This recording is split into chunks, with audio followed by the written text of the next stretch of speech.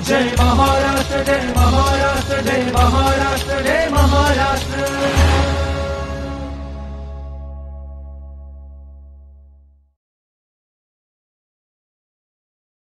नमस्कार मंडळी.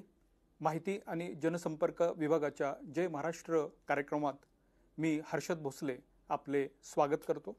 आज 14 एप्रिल डॉक्टर बाबासाहेब आंबेडकर यांची जयंती. डॉक्टर बाबासाहेब आंबेडकर हे भारतीय राज्यघटनेचे शिल्पकार होते व वेगवेगळ्या विषयांवर त्यांनी विपुल लेखन केलं. त्यांच्या एकंदरीत तत्त्वज्ञानाचा वेगवेगळ्या अंगांनी एकंदरीत विश्लेषण करून घेणारा एक सत्र आहे. या निमित्ताने त्यांच्या विचारांचे वेगवेगळे पैलू जाणून घेण्यासाठी आज आपल्याबरोबर मुंबई विद्यापीठाच्या राज्यशास्त्र विभागाचे प्राध्यापक मृदुल निळे आपल्याबरोबर उपस्थित आहेत. नमस्कार सर. नमस्कार. आपले जय महाराष्ट्र कार्यक्रमामध्ये मनपूर्वक स्वागत. धन्यवाद. बाबासाहेब आंबेडकर हे भारतीय राज्यघटनेचे शिल्पकार म्हणून ओळखले जातात आणि भारतीय राज्यघटना ही इतर देशांच्या किंवा अमेरिकेसारख्या राज्यघटनेसारखी क्रांतीतून जन्माला आलेली राज्यघटना नाही, तर भारतीय राज्यघटना विचार मंथनाचं सार आहे. भारतीय राज्यघटनेचं जे स्वरूप आहे त्याला मूळ रूप बाबासाहेब आंबेडकर यांनी दिलेलं आहे. भारतीय राज्यघटनेचे शिल्पकार या एकंदरीत पैलूवर आपण प्रकाश टाका. बेसिकली आधी आपण हे ऐकलेलं आहे की there was something called as social contract. Social कॉन्ट्रॅक्टचा अर्थ आहे की सामाजिक करार होता लोकांमध्ये.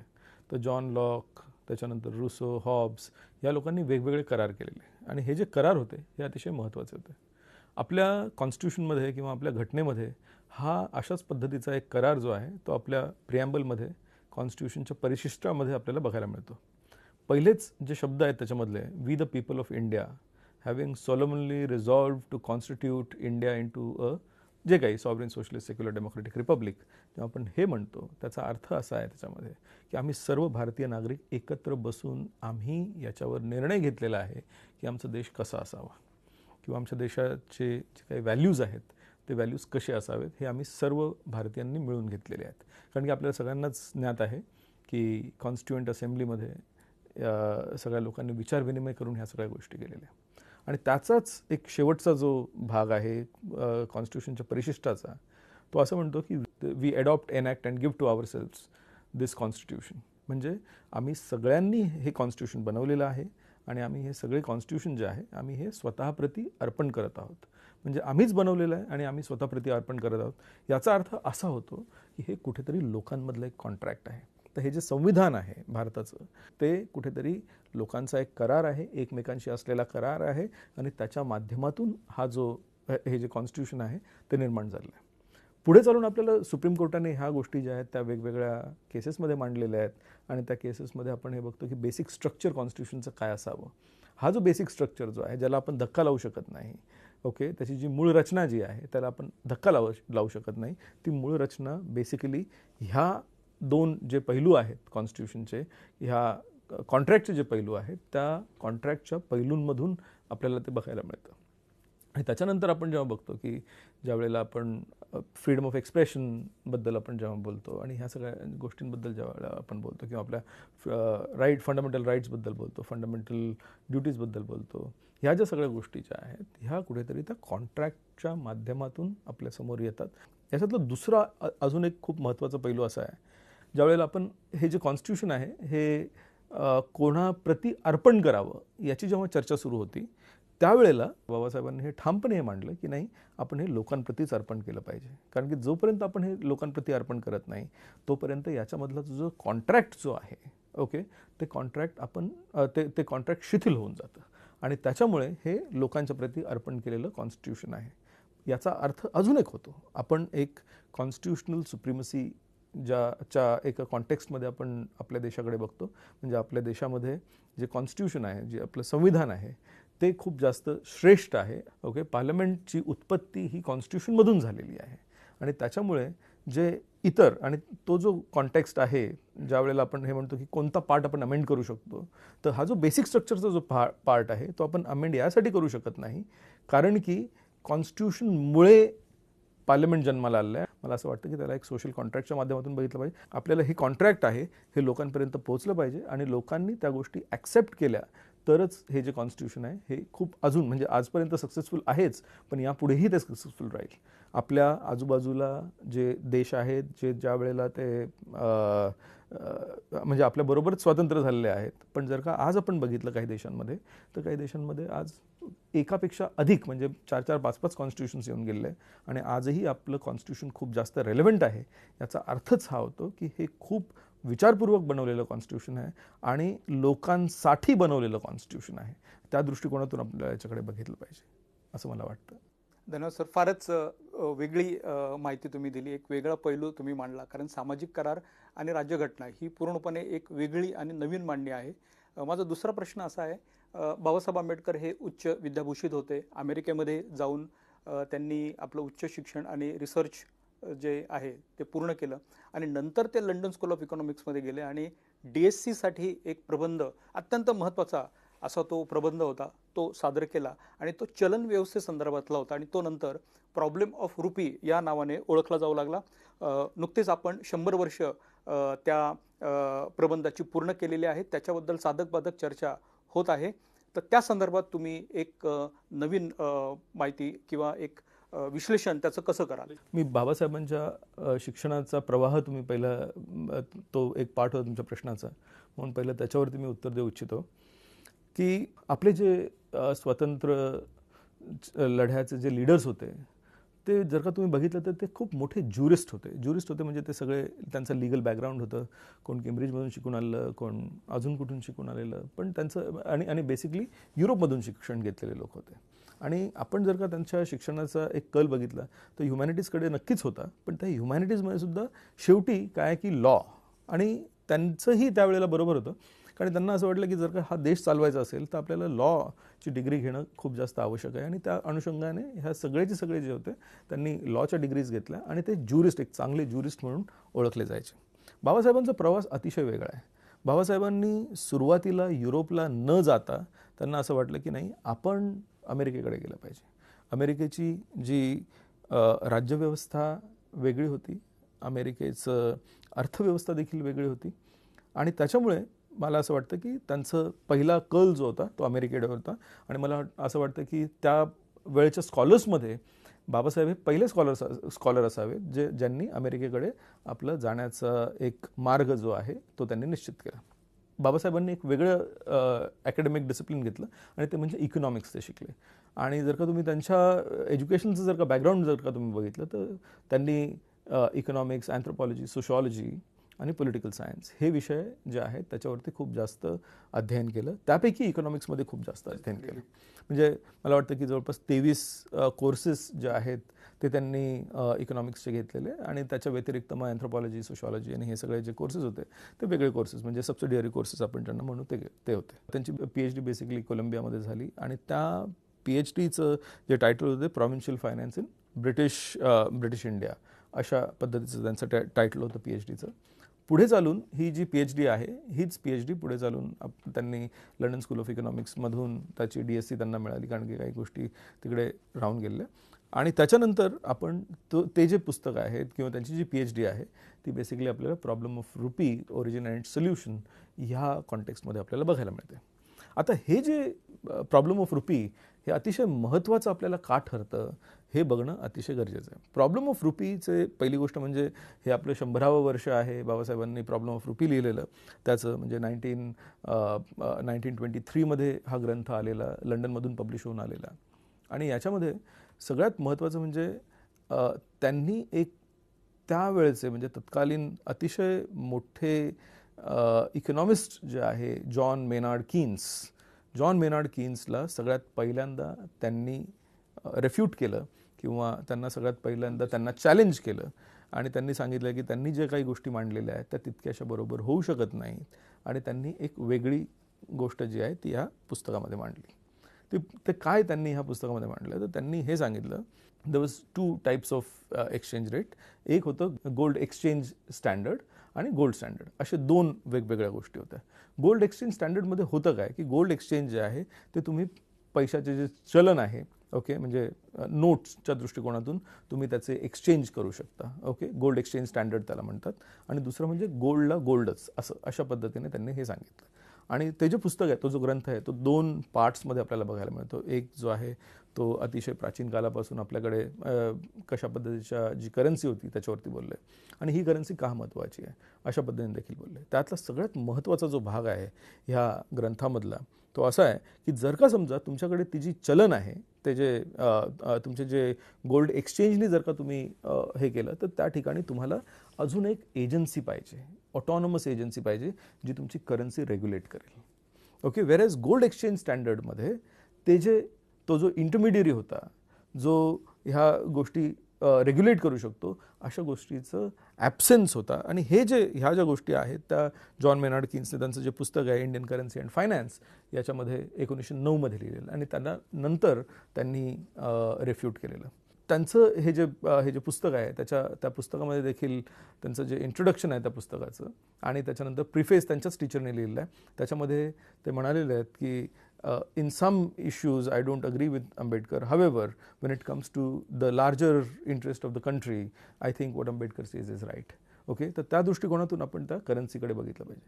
म्हणजे एक ऑटोनॉमस एजन्सी असली पाहिजे. फॉर एक्झाम्पल त्याच्यानंतर आणि that is one of the first starting point where he later on goes to Hilton committee आणि त्या हिल्टन कमिटीच्या माध्यमातून पुढे चालून आपली RBI जे आहे ते RBI एस्टॅब्लिश होण्यामागे हे कारण महत्त्वाचं आहे. आणि त्यामुळे आजही जर का आपण बघितलं तर RBI ही जी संस्था आहे ही संस्था आज देखील ऑटोनॉमस स्वरूपाची संस्था आपल्याला बघायला मिळते. आणि त्यामुळे RBI स्वतंत्र आहे, मुक्त आहे, ऑटोनॉमस आहे आणि त्यांना हे जे रेग्युलेशन ऑफ करन्सी जे आहे ते सगळं आजही RBIच करतं. आणि तेवढंच नाही तर आपण आज जगभरात जर का बघितलं तर जगभरात देखील अशाच पद्धतीचे त्यांच्या ज्या फेडरल बँक्स आहेत त्या ऑटोनॉमस इन्स्टिट्यूशन्स आहेत. तर मला असं वाटतं की म्हणजे अमेरिकेमध्ये सुद्धा, कारण की जॉन मेनार्ड किन्सने अमेरिकेमध्ये हे सगळं काही लिहिलेलं आहे आणि त्या पार्श्वभूमीवर जर का आपण बघितलं तर आज अमेरिकासुद्धा त्या दृष्टिकोनातून आपण बघितलं तर यांना फॉलो करते असं मी ह्या ठिकाणी बोलू शकतो. पुढचा माझा जो प्रश्न आहे तो एकंदरीत शेती व्यवसाय संदर्भातला आहे. अगदी म्हणजे सुरुवातीपासून प्राचीन कालखंडापासून मध्ययुगीन किंवा आताच्या कालखंडामध्ये शेती हा एक प्रमुख व्यवसाय राहिलेला आहे आणि शेती संदर्भात अनेक समस्या आधी भेडसावत होत्या, आजही भेडसावत आहेत आणि शेती संदर्भात वैचारिक उहापोह या ठिकाणी भारतामध्ये झालेला आहे आधीपासून. बाबासाहेब आंबेडकर यांचे एक स्वतंत्र विचार शेती संदर्भात होते. त्यांनी वेगवेगळ्या व्याख्यानांमध्ये, पुस्तकांमध्ये किंवा कायदे मंडळामध्ये सुद्धा शेतीविषयक प्रश्नासंदर्भात वेगवेगळी चर्चा फार प्रभावीपणे मांडलेली आणि त्यांचे स्वतंत्र विचार आहेत शेती संदर्भात. तर शेती संदर्भातल्या विचारांवर आपण थोडा प्रकाश टाकावा अशी आपल्याला विनंती. म्हणजे आपल्याला बाबासाहेबांनी बरेचसे आंदोलन केलेले आहेत आणि आपल्याला सगळ्यात महत्त्वाचं जे माहिती आहे ते खोती संदर्भात माहिती आहे. पण मला असं वाटतं की आपण सगळ्यांनी इथे खोती अबॉलिशन किंवा खोती संपवली किंवा त्या संदर्भात कायदा आणला तिथपर्यंत आपण फक्त मर्यादित राहून चालणार नाही. ओके, बाबासाहेबांनी काय केलं की हे सगळे जे लोक आहेत त्या म्हणजे पेझंट्सना एकेकाळ म्हणजे 10 जानेवारी 1938, कारण की हा जो काळखंड आहे हा कालखंड किंवा रादर हे जे वर्ष आहे हे बाबासाहेबांच्या दृष्टिकोनातून अतिशय महत्त्वाचं मानलं जातं. कारण की 1938मध्ये 2 अतिशय महत्त्वाच्या गोष्टी किंवा दोन अतिशय महत्त्वाचे ॲजिटेशन्स किंवा मीटिंग्सचा संदर्भ जो आहे तो आपण कधीही जोही आंबेडकराईट पर्स्पेक्टिव्हचा अभ्यासक आहे तो कधीही मिस करू शकत नाही. तो म्हणजे 10 जानेवारी 1938चं एस्प्लॅनेड मैदान, म्हणजे आज ज्याला आपण आझाद मैदान म्हणतो, त्या एस्प्लॅनेड मैदानवर एक मोठी मीटिंग त्यांनी आणलेली आणि हे सगळे जे लोक ह्या मीटिंगसाठी जमा झालेले ते सर्व लोक बेसिकली पेझंट्स होते. पेझंट्स म्हणजे शेतकरी वर्गातले होते आणि त्यावेळेची शेती आपल्याला माहिती आहे की कशी असू शकते. म्हणजे तिकडे जमीनदारी आणि ह्या सगळ्या गोष्टी नक्कीच होत्या त्यावेळेला, पण त्याहीपेक्षा त्यांची प्रोडक्टिव्हिटी कमी आणि त्यांना जे काही टॅक्सेसच्या माध्यमातून एक हेवी टॅक्सेससुद्धा त्यांना त्यावेळेला तत्कालीन गव्हर्नमेंटला द्यावा लागायच्या. आणि त्यामुळे इथे अतिशय महत्त्वाची एक सभा झाली 10 जानेवारी 1938ला आणि ह्या सभेमध्ये कोलाबा म्हणजे आजचं रायगड, त्याच्यानंतर नाशिक, सातारा, ठाणे ह्या सगळ्या भागांमधून बरेचसे शेतकरी जे आहेत, शेतकरी वर्ग तो इथे आलेला आणि त्यावेळेला त्यांनी तत्कालीन चीफ मिनिस्टर जे होते त्यांच्याकडे आपले काही डिमांड्स घेऊन गेले. त्यावेळेला त्यांचे जे सहकारी होते चित्रे आणि हे सगळे जे सहकारी होते ते देखील गेले. म्हणजे मला वाटतं की पोलीस बंदोबस्त होता आणि त्याच्यानंतर फक्त 9 की 10 लोकांना त्या मीटिंगसाठी जाऊ दिलं. आणि त्या मीटिंगमध्ये त्यांनी अतिशय महत्त्वाचे म्हणजे सगळ्यात पहिलं म्हणजे आपल्याला फक्त शेती इथपर्यंत मर्यादित राहून चालणार, पण शेतीमध्ये आजही मिनिमम वेजेस मिळतात की नाही हा मोठा प्रश्न आहे. तर मिनिमम वेजेस शेतीमध्ये देण्याचा पहिला जो एक प्रपोजल होतं हे बाबासाहेबांनी त्याच वेळेला दिलं.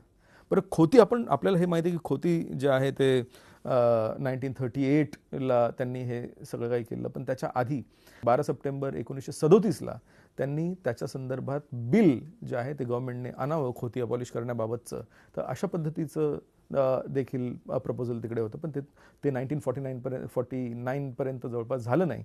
पण म्हणूनच हा जो स्ट्रगल होता तो 1937च्या आधीपासून स्ट्रगल आहे. 1938ला परत ते येतात आणि त्यांनी 1938ला आपण हे बघतो एवढी मोठी सभा होते.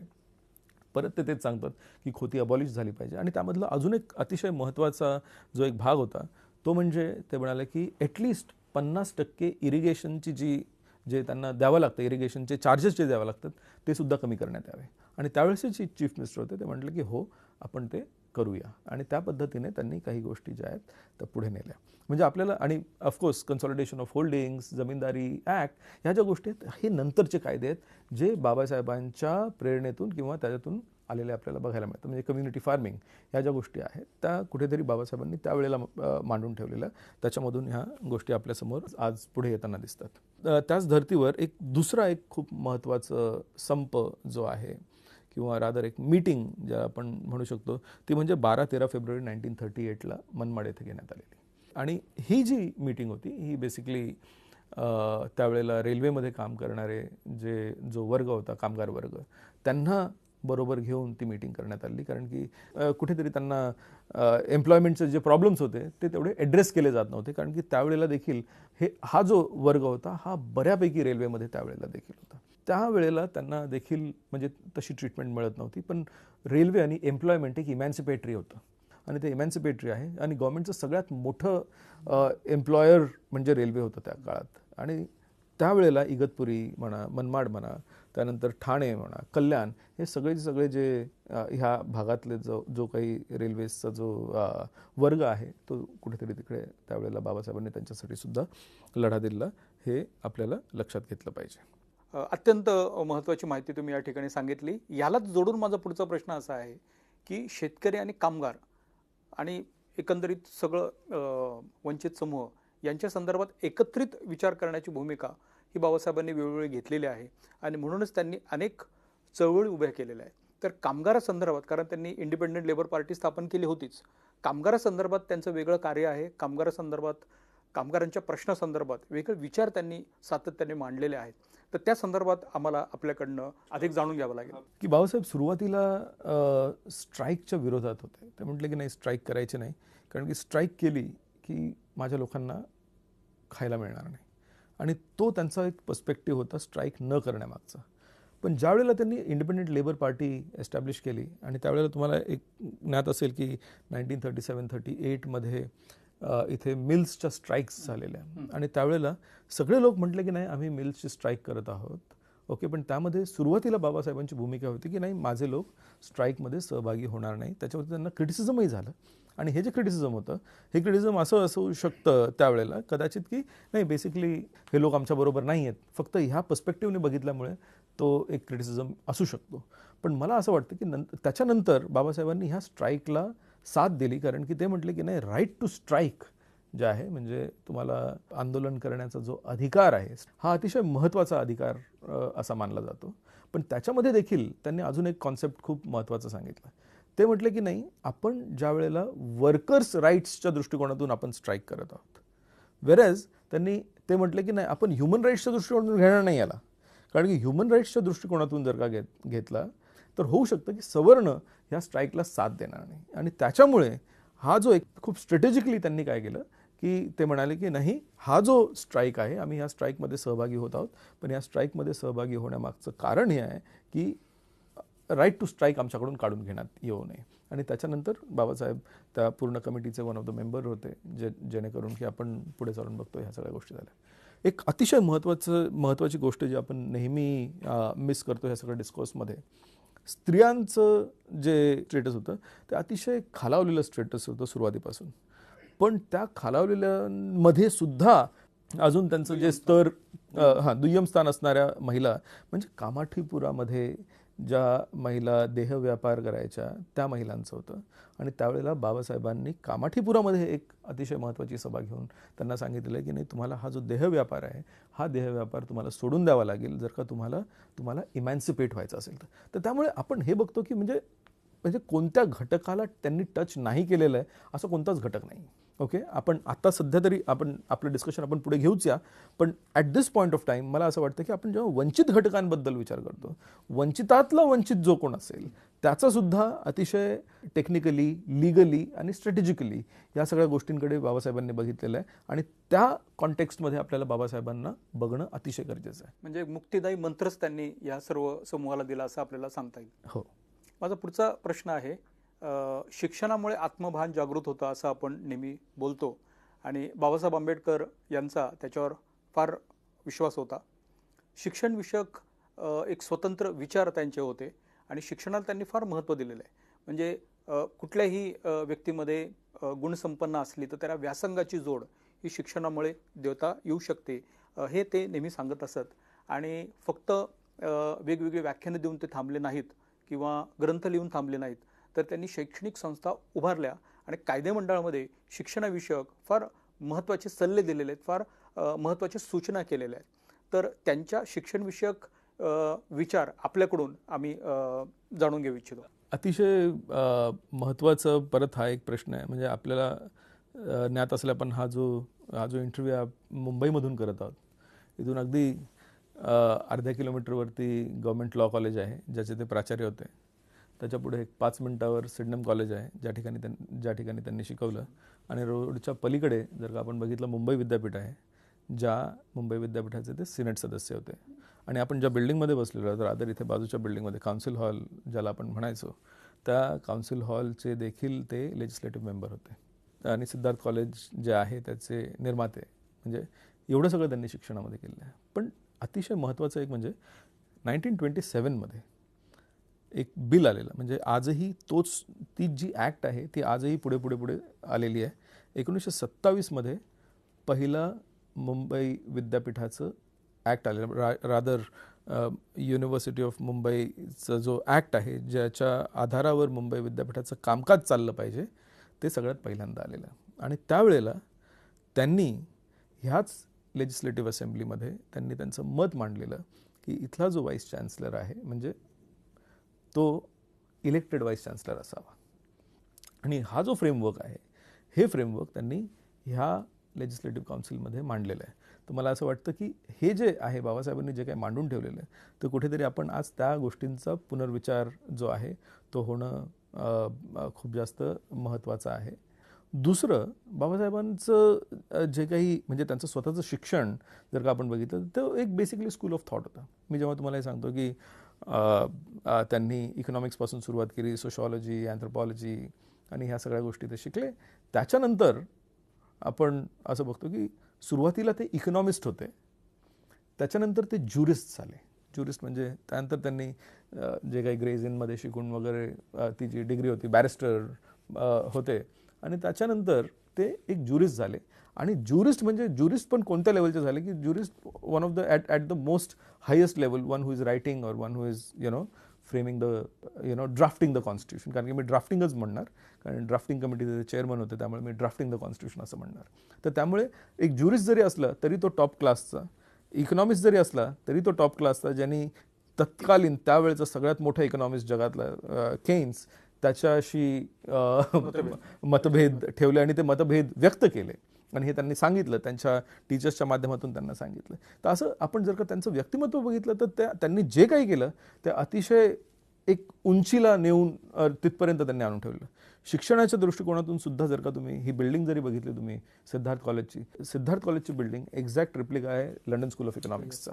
जर का लंडन स्कूल ऑफ इकॉनॉमिक्सचा जर का तो रेप्लिका असेल तर तुम्ही हे विचार करा की बाबासाहेबांना काय अभिप्रेत असेल त्यावेळेला की माझी जी संस्था आहे किंवा ह्या महाराष्ट्रातलं जे शिक्षण आहे ते कशा पद्धतीचं असावं. म्हणजे मी फक्त इथपर्यंतच थांबत नाही, पण नागसेन कॉलेज म्हणा किंवा तुमचं मिलिंद कॉलेज म्हणा, त्या ठिकाणी जे काही झालेलं आहे किंवा त्या ठिकाणी ज्या पद्धतीचं ज्या शिक्षण संस्था निर्माण झाल्या, मला असं वाटतं की एकेकाळी सगळ्यात जास्त ऑफिसर जर कोण असते तर ते सगळे मिलिंद कॉलेजचे असायचे. कारण मिलिंद कॉलेज एक इतकं सेंट्रल होतं की इतर म्हणजे हैदराबाद आणि निजाम स्टेटचा भाग असल्याकारणे इतर हैदराबाद आणि इथले सुद्धा विद्यार्थी जे आहेत ते मिलिंद कॉलेजला यायचे.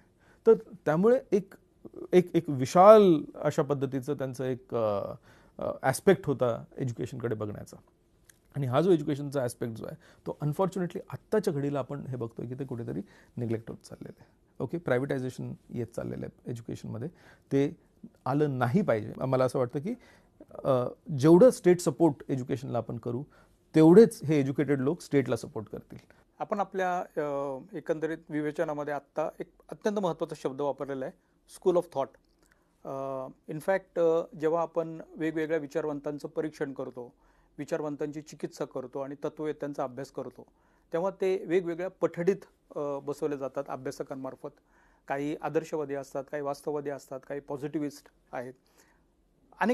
गेल्या अनेक वर्ष आपण आपल्या लेखामध्ये आणि व्याख्यानांमध्ये बाबासाहेब आंबेडकर यांना एका वेगळ्या विचारधारेमध्ये आपण बसवलेली एक वेगळी भूमिका आपण आपल्या विवेचनामध्ये मांडत आलेला आहात, ते म्हणजे क्रिटिकल थिंकर.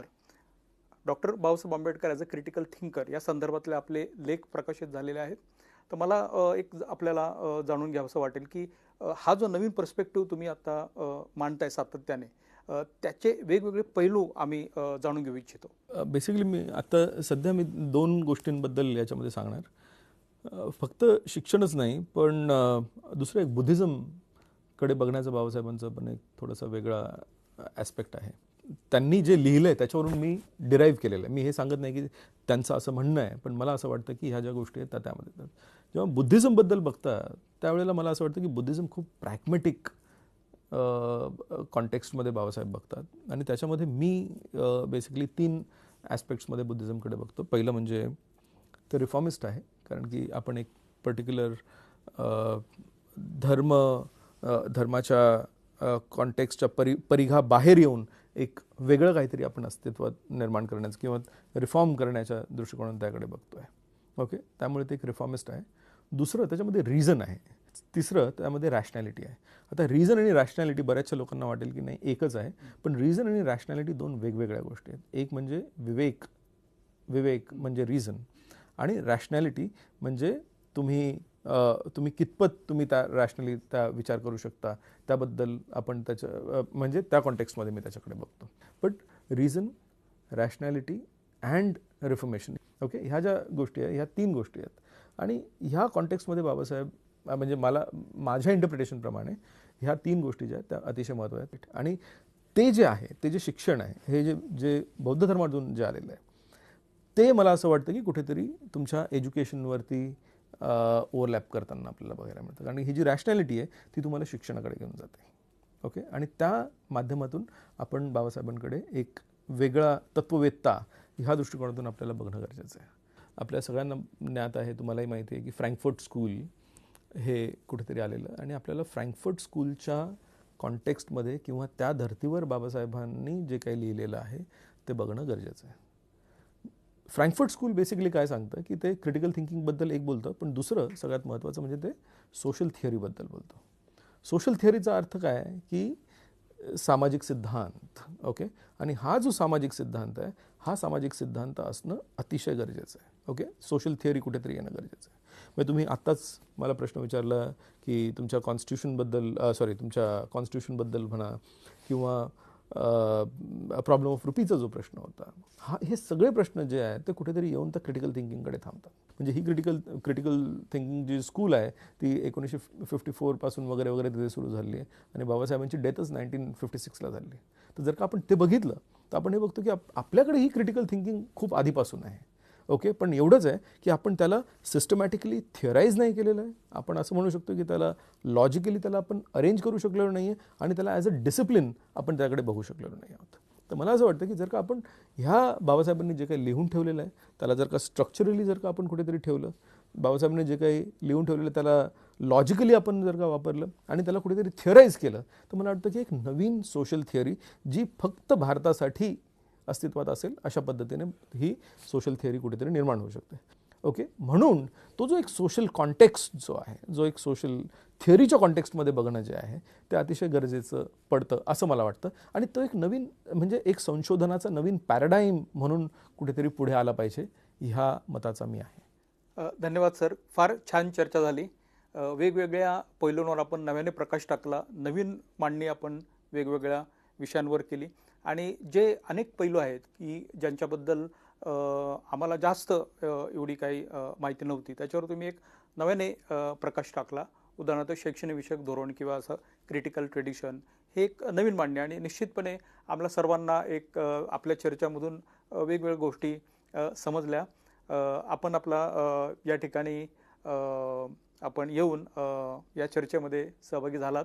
मंडळी, आपण पुन्हा भेटूयात पुढच्या जय महाराष्ट्र कार्यक्रमामध्ये नव्या विषयावर चर्चा करण्यासाठी, नव्या मान्यवरांबरोबर साधक बाधक चर्चा करण्यासाठी.